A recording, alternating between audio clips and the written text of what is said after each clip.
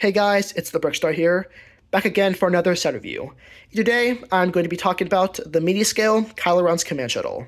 Well, it's not called Mediascale anymore, it is actually referred to as the Starship Collection, but I just like saying Mediascale more. So, yeah, the set is actually based off of The Force Awakens, because it is also the 10th anniversary of that movie coming out. Which, is pretty cool.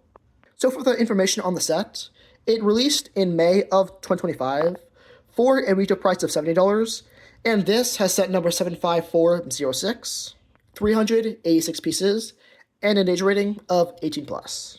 First, let's talk about the stand. So it is essentially just the normal Mediascale stands, just with the all black, the two grills on the side, and of course the printed piece on the front, with the LEGO Star Wars logo and the name of the ship. So yeah, pretty simple, not too much going on, but it still looks pretty good. Anyway, on to the actual ship. So, here's the thing. While the sequels themselves weren't that good, mainly these two, The Force Awakens actually was pretty good. I feel like a lot of people have to admit, they had some pretty cool designs for vehicles. Except these two.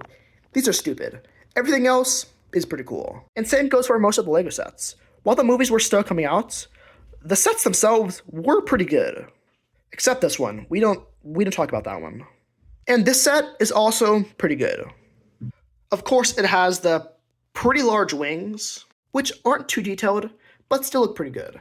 There are a couple little bits right there, and some grow pieces. And on the sides, there are some transparent pieces. There are two red ones, and also a little trans blue one right there. It's a little hard to see. And the back of the wings don't look as good as the other side, but I mean, there wasn't too much detail that LEGO could reasonably put here. And right there are the two cannons. And you can also slightly angle the wings a little bit. If you want, you can have them both up more in the ship's landed position. And if you want, you could try to balance the wings right in between the landed and flying position. However, they kind of fall down pretty easily.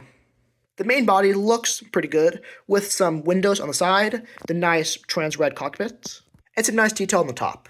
And this being a Mediascale set, there are of course studs that are supposed to represent characters. And to see them, you just take off the front section.